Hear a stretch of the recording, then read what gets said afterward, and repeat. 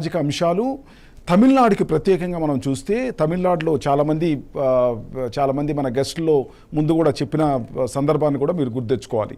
తమిళనాడు చాలా విశిష్టమైనటువంటి రాష్ట్రం. యాంటీ హిందీ, యాంటీ బ్రాహ్మిన్ అనే భారీ మూమెంట్స్కి నాంది తీసుకున్నది కూడా తమిళనాడు రాష్ట్రంలోనే.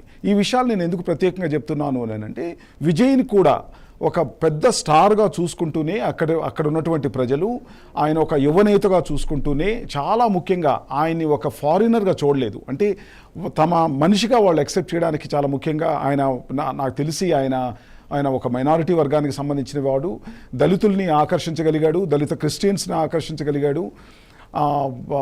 ద్రవిడియన్ మూమెంట్కి సంబంధించిన ఎంతో కొద్దో గొప్ప సపోర్టు ఆయన కూడా లాక్కోగలిగాడు. ఎందుకోనంటే ఆయన యాంటీ ద్రవిడ్ అన్న విషయాన్ని ఎప్పుడూ చెప్పలేదు.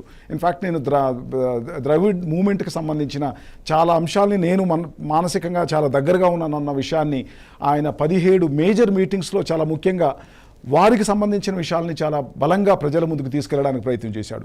సో ఈ రెండు అంశాలు, ఒకటి షార్ట్ టర్మ్ అంటే బీజేపీకి తెలుసో తెలియకో చేసినటువంటి దగ్గరికి తీసుకోవాలనుకొని ఆకర్షించుకోవాలనుకొని తన సినిమాకి సంబంధించిన అడ్డంకులన్నీ కూడా చాలా పాజిటివ్గా విజయ్కి పనిచేశాయి షార్ట్ టర్మ్లో. రెండవది సామాజిక అంశాలు కూడా చాలా బలంగా విజయ్కి పనిచేశాయని నేను గట్టిగా నమ్ముతున్నాను. సో సామాజిక అంశాలు, సినిమా గ్లామర్, అలాగే సినిమా ఇండస్ట్రీలో కూడా విజయ్ వివాద రహితుడు కావడం కూడా ఒక ఉదాహరణ కావచ్చు. ఎన్ని రకాలైన విమర్శలు ఆయనపై వచ్చినా సరే విజయ్ దూసుకుపోతున్నారు. కాకపోతే పశ్చిమ బెంగాల్లో పరిస్థితులు వేరేగా ఉన్నాయి. పశ్చిమ బెంగాల్లో శాంతి భద్రతల సమస్య చాలా బలంగా ఈరోజు ఈ ఎలక్షన్స్లో చేసింది. అలాగే సెంట్రల్ గవర్నమెంట్లో ఉన్న భారతీయ జనతా పార్టీ కూడా పూర్తిగా కాన్సన్ట్రేట్ చేసి, మిగతా విషయాలు పక్కన పెట్టి పూర్తిగా కాన్సన్ట్రేట్ చేసి అక్కడ దీది ఓటమికి పథకాలను రచించినట్టుగా మనకు కనిపిస్తుంది. దీన్ని ఎట్లా అర్థం చేసుకోవాలి? ఎక్కడ ప్రజలు యాంటీ ఇన్కంబెన్సీకి తలవగ్గారు, అక్కడ కూడా యాంటీ ఇన్కంబెన్సీకి తలవగ్గారు. అంటే వాళ్ళు చేసిన తప్పులు కావచ్చు, పాపాలు కావచ్చు, లేదా వాళ్ళు చేయలేకపోయిన ప్రజల ఎక్స్పెక్టేషన్స్ కావచ్చు, ఇక్కడ ఓటు రూపంలో వాళ్ళని ఓడించడానికి దోహదం చేశాయి. ఇప్పుడు ఎలక్షన్స్ తర్వాత ఓడిపోయిన వాళ్ళు రకరకాల కారణాలు చెప్తారు. ఆ కారణాల వెనక వాళ్ళు అనేక సాక్ష్యాలు కూడా క్రియేట్ చేస్తారు, అది వేరే విషయం. But winnowing is winnowing. ఈ పరిస్థితి మీరు ఎట్లా అర్థం చేసుకుంటారు? వెస్ట్ బెంగాల్ రిజల్ట్స్ మీ అభిప్రాయం? అన్ని పాత ఎన్నికలకు సంబంధించి ఒకసారి మనం వెనక్కి తిరిగి చూసుకుంటే కొద్దో గొప్ప కాంగ్రెస్ కానివ్వండి, ఇతర లెఫ్ట్ వర్గాలు ఏవైతే ఉన్నాయో సిపిఎం లెడ్ మూమెంట్స్ చాలా బలంగా బెంగాల్లో, కేరళ లాగానే బలంగా బెంగాల్లో కూడా మనం గమనించవచ్చు. అన్ని పాత ముందు జరిగినటువంటి ఎన్నికలకు ఈ ప్రత్యేకంగా జరిగినటువంటి ఈ ఎన్నికలకు రెండు ముఖ్యమైనటువంటి డిఫరెన్సెస్ నేను గమనిస్తున్నాను. ఒకటి చాలా ఇంపార్టెంట్గా మీరు గమనించాల్సింది, గవర్నమెంట్ ఆఫ్ ఇండియాలో బీజేపీ భారీ వ్యవస్థను, టీఎంసీని ఢీకొనడానికి అన్ని వ్యవస్థలను రాష్ట్రానికి తీసుకొని వచ్చింది. అంటే దగ్గర 79,000 మంది ఆయుధాలు ధరించినటువంటి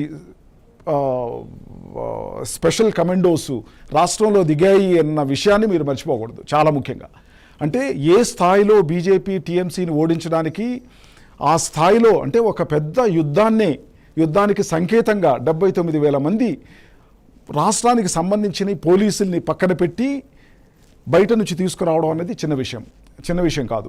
అంటే అది ఏ భారీ స్థాయిలో బీజేపీ రచించినటువంటి వ్యూహం చాలా ఒక గొప్ప విజయానికి నాంది పలికింది. చాలా ముఖ్యంగా రెండవది యాంటీ ఇన్కంబెన్సీ తప్పనిసరిగా పనిచేసిందనే నేను అనుకుంటున్నాను. ఎందుకనంటే ఎస్ఐఆర్కి సంబంధించిన క్యాంపెయిన్ ఏదైతే బీజేపీ చాలా బలంగా ముందుకు తీసుకెళ్ళిందో బెంగాల్లో, అది కొద్దో గొప్ప తప్పనిసరిగా బీజేపీకి చాలా పాజిటివ్గానే పనిచేసిందని అనుకుంటున్నాను నేను.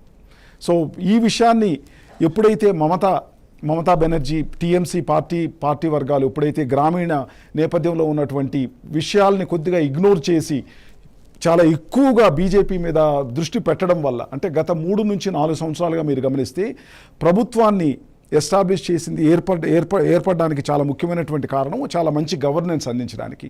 కానీ ఈ విషయాల్ని కొద్దిగా పక్కన పెట్టి బీజేపీతో పోటీ పడడానికి మాత్రమే నేను ఉన్నాను అనే ఒక సంకేతం ఏదైతే ప్రజలకు పంపించిందో, నాకు తెలిసి అది కొద్దిగా జనాలు కొంత పెద్ద పాజిటివ్గా తీసుకున్నారని నేను అనుకోవట్లేదు.